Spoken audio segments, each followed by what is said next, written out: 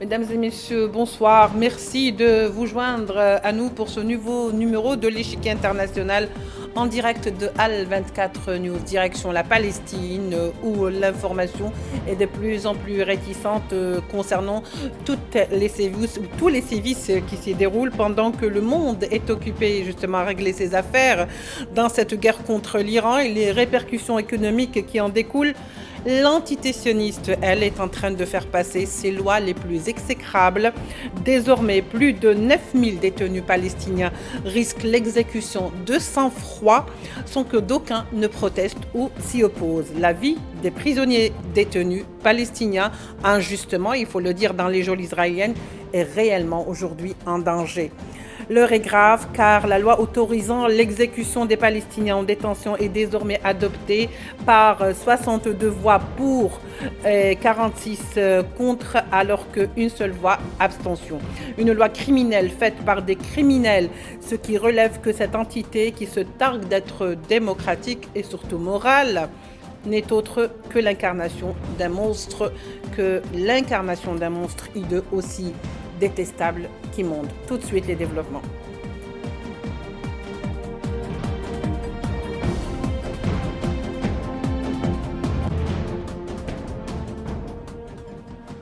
Pour en parler ce soir, nous avons le plaisir d'accueillir Dominique Cochin, présidente de l'association Avocats pour la justice de Proche-Orient. Vous êtes également avocate. Dominique, bonsoir. Merci d'être avec nous. Bonsoir, avocate honoraire, je précise. Très bien, parfait. Vous faites bien de le préciser. Karim Belkacem également est avec nous pour la première fois, en tous les cas, avec moi pour l'échiquier. Analyste en stratégie internationale. Karim, bonsoir. Merci de nous accompagner. Bonsoir Laïla et bonsoir à tous les téléspectateurs. Alors, on va dire, pour commencer, Dominique Cochin, ce qu'on craignait tant est finalement arrivé. Il est arrivé avec une telle banalité qu'on croirait que le Knesset a juste voté hier une loi comme une autre, alors qu'il s'agit d'un projet de loi très criminel et qu'il s'agit là de l'exécution, parce que ce projet, qu'est-ce qu'il fait? Il permet tout simplement, il autorise et même il encadre sur le plan juridique l'exécution des détenus palestiniens.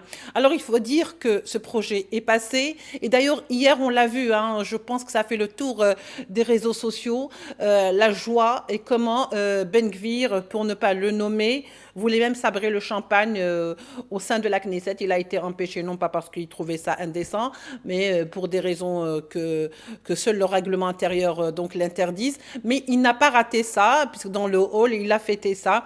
Et ils ont bu un verre, on va dire, à la santé de ce projet de loi. Je ne sais pas qu'est-ce qu'il faut en dire, je ne sais pas comment il faut dénoncer, alors qu'aujourd'hui, la vie de plusieurs milliers de Palestiniens détenus déjà dans des conditions sévères est aujourd'hui en danger. Alors effectivement, vous avez rappelé que cette loi a été adoptée à la majorité. Il y avait quand même une bonne dizaine de parlementaires qui n'ont pas eu le courage de s'exprimer, qui donc étaient absents. C'est une loi qui était dans le projet lors des élections et dans le projet de campagne. Donc ça n'est pas une surprise. Ce qu'il faut espérer encore, c'est que la Cour suprême, qui a été saisie, ça c'est un point important, une association des droits de l'homme israélienne a saisi la Cour suprême et on peut encore espérer, il faut, que la Cour suprême modifie, il est peu probable qu'elle annule purement et simplement, mais qu'elle modifie cette loi qui est contraire à tout ce qu'on peut imaginer en matière de droit à la vie et de principes fondamentaux qui sont censés s'appliquer dans tous les États, notamment le principe de non-rétroactivité de la loi pénale. Cette loi a un effet rétroactif de manière à pouvoir pendre, puisque ce sera la méthode employée pour exécuter, pouvoir pendre des personnes arrêtées antérieurement à l'adoption de la loi et notamment depuis le 7 octobre. C'est une loi discriminatoire puisqu'elle ne vise que les Palestiniens. Oui. Et c'est une loi également, enfin, qui est divisée. Elle a deux volets, hein. Elle a un volet qui va s'appliquer aux Palestiniens de Cisjordanie, puisque Tout eux à sont fait. jugés par des tribunaux militaires, et un volet qui s'appliquerait aux Palestiniens de l'intérieur, en fait. Et concernant les Palestiniens de Cisjordanie, je voulais juste préciser que là, c'est une violation du droit international, Absolument. puisque dans un contexte d'occupation, la peine de mort ne peut absolument pas être mise en œuvre, et le droit à la résistance à l'occupation étant un droit également reconnu sur le plan international, tuer le résistant en le qualifiant de terroriste, c'est une violation absolue du droit international. Très bien, vous avez très bien fait justement de préciser cet aspect, à savoir que la loi s'applique sur deux volets, à savoir donc ceux qui habitent, de toute façon, c'est toute la Palestine occupée, la Cisjordanie y compris. Mais on sait très bien que par exemple pour la Cisjordanie, elle a ses propres lois et que l'antitétioniste n'a pas ce droit de regard. En principe, on parle de ce qui devrait être fait. Or là, on peut même exécuter des Palestiniens détenus en Cisjordanie, alors que la loi, en principe, l'interdit. Sans parler de ceux qui sont déjà dans les geôles israéliennes et en territoire conquis et colonisé par l'antitétionniste. Karim Belgassem, il y a quand même un point très important aujourd'hui. Cette loi, au fait, elle est basée, ou ce projet de loi est basé sur une multitude d'infractions au droit international, une série d'infractions au droit international. C'est une loi qui enfreint la loi, quelque part. Tout à fait. On a l'impression d'être dans la science-fiction la plus totale, mais c'est malheureusement une réalité. Il faut rappeler que la peine de mort avait été abolie en 54 par la Knesset pour le crime de meurtre, mais elle avait été maintenue pour les crimes de guerre contre l'humanité en Israël. La dernière condamnation de ce genre datait de 1962, c'était celle du bourreau nazi Adolf Eichmann, si j'ai bonne mémoire.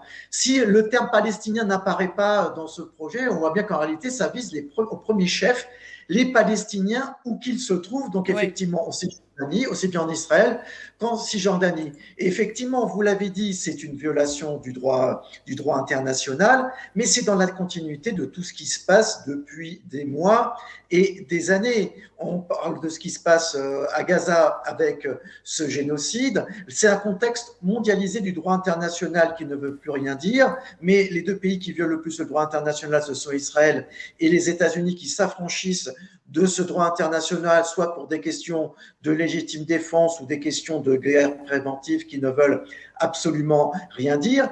Et ce qui se passe en Iran, puisque tout le monde a les yeux rivés sur ce qui se passe en Iran, qui est aussi une violation du droit international, puisque ce sont les Américains et Israël qui sont les agresseurs dans cette histoire. Et donc Israël développe et confirme ce sentiment d'impunité où voilà, M. Netanyahou se sent le droit de tout faire, de faire tout et n'importe quoi, et de pousser vraiment l'extrême limite, je dirais, de l'affranchissement à ce droit international. Donc cette loi qui a été votée hier, c'est une énième étape dans ce processus de violation du droit international, puisque de toute manière, c'est un concept qui, dans les faits, ne veut plus rien dire. Alors, heureusement qu'il existe encore ce droit international, mais les principaux créateurs et les principaux, je dirais, vecteurs de ce droit international qui étaient les pays occidentaux ont complètement abandonné ce concept. Alors, on va dire l'Union européenne peut-être encore un petit peu, mais la vassalisation aux États-Unis l'empêche, je dirais, d'être les représentants de ces valeurs, disons-le franchement. Et comme je l'ai dit dans d'autres interviews, on a l'impression que ce sont les BRICS, la Chine et la Russie que certains qualifient de, je dirais, de pays autoritaires, de régimes autoritaires, qui se veulent maintenant et désormais les défenseurs du droit international. Donc, ce qui se passe actuellement en Israël n'est qu'un énième épisode de violation du droit international. Donc Israël s'arroge le droit de tuer, on peut le dire, n'importe qui nous prouve que ce sont des terroristes. C'est une décision arbitraire qui profite aussi du fait que l'Iran et le dossier iranien occultent le reste des problèmes mondiaux, dont le génocide à Gaza et puis ce qui se passe en Cisjordanie et ce processus de colonisation qui se poursuit. Oui, c'est un petit peu la façon d'opérer de l'entité sioniste qui ne nous étonne pas, qui a toujours créé le chaos, laissant les autres donc complètement plongés dans ce chaos. Ils vont vaquer pour accomplir leur sale besogne. Dominique Cochin, on va revenir à l'aspect que vous avez évoqué qui est très important et on voudrait savoir aujourd'hui quelle est la différence entre une telle partie et l'autre. Par exemple, vous avez dit qu'en Cisjordanie occupée, la loi proclamée était proclamée en vertu du droit militaire des juridictions militaires pour des cas d'homicide, mais également même s'ils ne sont pas intentionnels. Alors que à Al-Quds, c'est-à-dire les territoires qui sont occupés complètement par l'entité sioniste, cette condamnation est appliquée dans le cadre du droit pénal. Est-ce que vous pouvez nous expliquer un peu plus et de manière plus simple ce que veut dire On va essayer. c'est justement ces précisions? Oui, alors en Cisjordanie, il n'y a pas de juge civil. Les juges sont des soldats. D'ailleurs, dans le nouveau texte, alors qu'il fallait avoir un certain niveau de grade pour pouvoir être juge, sans doute pour pouvoir juger plus et plus vite, l'exigence de grade a été ramenée à un niveau inférieur. Également en Cisjordanie, antérieurement, il fallait l'unanimité dans certaines circonstances. Maintenant, ce serait, si la loi passe en l'état, enfin quand je dis passe, je parle toujours du faible espoir que l'on a avec la Cour suprême, eh bien ça serait simplement la majorité qui suffirait pour obtenir la condamnation. Et contrairement donc à ce qui se passe dans les territoires de 48, en Cisjordanie, la peine est automatique. C'est-à-dire qu'il n'y a pas de choix, il n'y a plus d'individualisation des peines. Ce qu'on appelle l'individualisation des peines, c'est tenir compte de la personnalité et des circonstances. Là, il y a un mort, c'est la peine de mort automatique. Même si elle est inintentionnelle, pas préméditée, voilà, on va dire. Oui. Tout à fait. Il y a un automatisme et il faut une décision absolument hyper motivée, etc., pour que ça puisse être exceptionnellement et sous des circonstances très précises commué en réclusion à perpétuité. Et de plus, comme la peine de mort est exécutée très rapidement, comme vous l'avez dit, dans les 90 jours, ça fait qu'il n'y a pas de recours. Il n'y a pas de second degré de juridiction, on ne peut pas faire appel. Donc, cela va entraîner de manière certaine, si c'est appliqué selon ces critères, la pendaison de milliers d'innocents potentiellement. Alors que de l'autre côté, ça ne visera toujours pas ni les Israéliens, ni des personnes non palestiniennes résidant en Israël, mais les juridictions sont des juridictions civiles et il n'y a pas cette automaticité qui est prévue dans les textes. Donc, oui, il y a une petite latitude, le but étant effectivement de vider les prisons, d'une part de vider les prisons des prisonniers à moindre coût en les pendant. On a choisi la solution la plus facile. Voilà. Cela étant, il faut quand même pas oublier qu'Israël pratique cette peine de mort en réalité par toutes les exécutions extrajudiciaires depuis des décennies, en tuant pour tuer une personne, en tuant 10, y compris des enfants qui sont à proximité. Donc, ça sera juste un changement d'échelle en réalité, avec une apparence de légalité du fait que ce sera dans un contexte de loi. Enfin, on a vu les explosions de téléphones mobiles, c'était des peines de mort, enfin c'était des crimes d'ailleurs, puisque au regard du droit de la guerre, on n'a pas le droit de tuer par ruse de la sorte. Oui, je vous remercie en tous les cas, Dominique, pour toutes ces explications, ce qui rend les choses un peu plus claires et surtout ce qui rend les choses claires dans le sens où on sait que la seule volonté, cette loi est régie par une seule volonté, éliminer un maximum de Palestiniens, comme vous le disiez tout à l'heure, pour vider les prisons, au lieu de procéder par exemple à une autre solution qui est tout simplement celle de les libérer. Euh, Karim Belgassem. Alors, il y a un aspect très important. Il faut dire que la majorité, donc vraiment la majorité, pour ne pas dire presque tous les prisonniers qui sont en détention aujourd'hui et qui sont des otages, hein, parce qu'on va le dire comme ça, on a souvent parlé d'otages, ça a été tellement galvaudé, mais finalement ce sont des otages entre les mains de l'entité sioniste. On va dire que la plupart sont plutôt en détention administrative. La plupart n'ont pas été jugés. Alors, voyez-vous, si on commence déjà l'application de cette loi avec 10 000 Palestiniens, on va se rendre compte que peut-être dans ces 10 000, le trois quarts de ce nombre sont des prisonniers qui n'ont pas été jugés. Donc, ils n'ont pas été jugés, détention administrative. Ensuite, ils passent directement à l'exécution, c'est-à-dire à la pendaison. Est-ce que ce n'est pas en soi une infraction de la loi? Totalement, la réponse est dans votre question. C'est une loi non seulement arbitraire, discriminante, et je parlais du processus de colonisation et tout ce qui caractérise Israël, mais il y a aussi cet apartheid qui est pratiqué envers les Palestiniens. Donc oui, sur 10 000 prisonniers, il y en aura peut-être, je ne sais pas, 100, 200, où il y a réellement des doutes. Vous aurez une majorité d'innocents parmi ce groupe qui risque la peine de mort, mais il s'inscrit une nouvelle fois dans le processus d'impunité totale et Donald Trump laisse agir Israël librement depuis le début de son mandat, mais enfin, ça ne date pas du second mandat de Donald Trump, comme vous vous en doutez. Il y a évidemment le poids des lobbies pro-israéliens présents aux États-Unis, des intérêts politiques à terme aux États-Unis. Et pendant que M. Trump fait la guerre contre l'Iran avec la complicité d'Israël, eh ben, Israël fait ce qu'elle est en train de faire ici avec cette loi discriminante et arbitraire.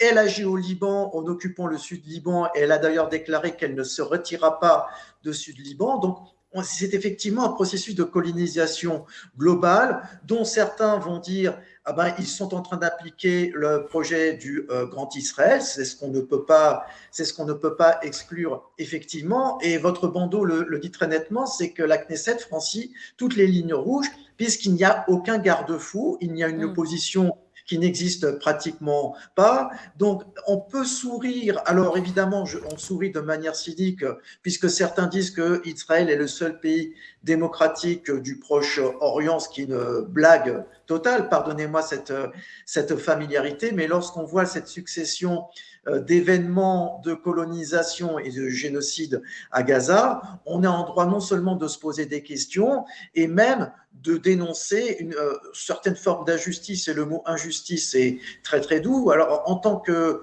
journaliste ou en tant qu'analyste, on est obligé évidemment de prendre du recul pour analyser les événements, mais analyser les événements froidement n'occulte pas le fait d'être lucide et d'analyser objectivement les choses. Est-ce que nous analysons objectivement, c'est qu'effectivement, il y a un franchissement total des lignes rouges et la question qu'on peut se poser, c'est jusqu'où cela va-t-il aller? Jusqu'où M. Netanyahou va-t-il aller? Et en faisant le parallèle avec la personnalité de Donald Trump, il y a ce sentiment de puissance qui font que ces personnes, là je fais un peu de psychologie de comptoir, Oui. n'ont il n'y a aucun garde-fou, que ce soit M. Netanyahou en Israël ou que ce soit M. Trump sur son territoire et à l'international, même si sur son territoire, Donald Trump est très très critiqué par les républicains, les démocrates et puis ce mouvement MAGA, mais il y a cette forme de messianisme et cette forme d'idéologie qui font que ces personnes sont jusqu'au boutistes et vont aller jusqu'au bout au détriment, j'ai envie de dire, du genre humain, au détriment de la justice et du droit international. Hmm. Alors, on est en droit aujourd'hui vraiment devant, si vous voulez, le fait accompli, parce que tout le monde est en train de vivre un fait accompli. Il y a des lignes rouges qui ont été franchies, toutes les lignes rouges de la morale ont été franchies par l'entité sioniste. Il y a eu bien avant un génocide, alors que d'aucun n'a vraiment réagi, n'a dénoncé. Certains sont en train même de disserter, y a-t-il ou pas un génocide jusqu'au jour où l'on se parle?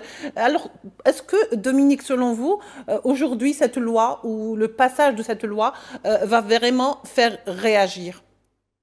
Malheureusement, je ne suis pas du tout convaincue que ça fasse réagir quiconque. Je pense à ce qu'avait déclaré le président français concernant la colonisation, en évoquant une ligne rouge à ne pas franchir. Je pense que la ligne rouge concernant la colonisation a été franchie et que personne ne réagit. Alors oui, il y a eu une communication des Nations Unies, il y a une communication européenne qui critique l'adoption de cette loi. Il y a une communication conjointe de la France, de l'Allemagne, de l'Italie et je crois la Grande-Bretagne pour critiquer. Mais on doit se rappeler que si Israël se plaint d'être l'État qui a été le plus souvent condamné, critiqué par rapport à ses actions, c'est celui qui est le seul avec un tel volume de condamnation qui n'a jamais eu la moindre sanction. Donc, je crains malheureusement que là encore, il n'y ait strictement aucune sanction. Nous, évidemment, en tant qu'association luttant pour les droits humains, on va essayer d'obtenir de l'Europe qu'elle revoie tout son positionnement parce que cela impliquerait des sanctions et c'est naturel. Cela étant, je ne peux pas me présenter en tant qu'optimiste au regard de tout le passé. Alors, il faut dire que dans cette loi, en plus du fait que les détenus palestiniens, excusez-moi, doivent subir l'exécution soit par pendaison, soit par injection. Ils n'ont pas le droit de voir leurs familles n'ont pas le droit de les voir.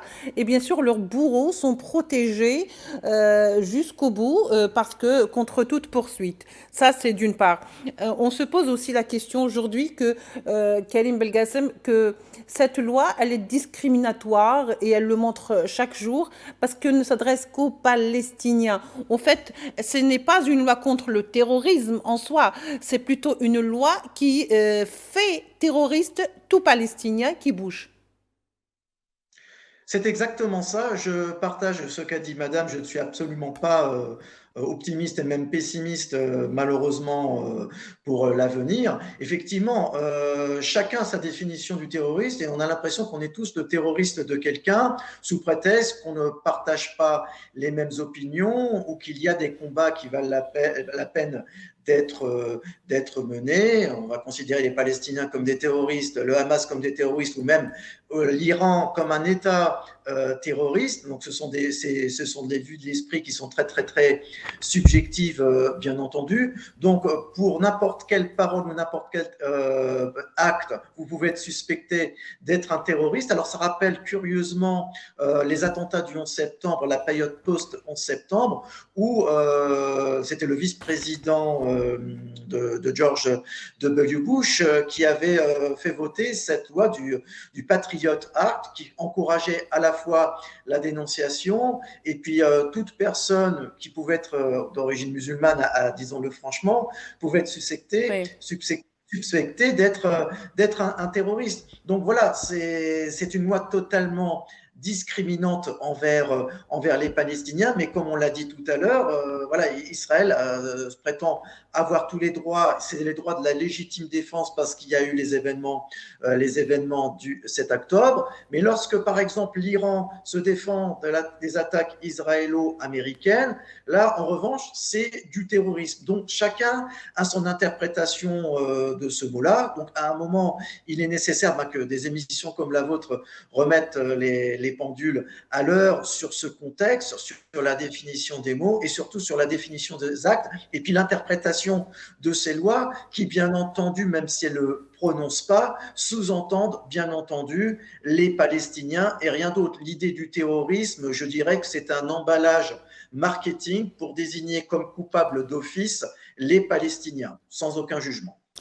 Oui, effectivement. Hélas, le temps donc arrive à sa fin. C'est juste pour la précision. J'aimerais donc rappeler que l'Iran avait donc réagi en disant, l'a mis en garde donc les autorités colonialistes de l'entité sioniste, que si un seul cheveu des Palestiniens détenus sera touché, eh ben tous les prisonniers, les otages qui sont en leur possession, que ce soit au sud du Liban, du côté de la Syrie, ou même durant cette guerre contre l'Iran, eh ben, ils ne seraient exactement pas épargnés et donc ils recevraient ou subiraient le même sort. Voilà, peut-être que certains pourraient dénoncer ça, mais on a vu très très peu de voix de leur côté dénoncer ce qui arrive aujourd'hui à ces détenus palestiniens dont la vie est justement mis en cause. Merci beaucoup, je remercie nos invités.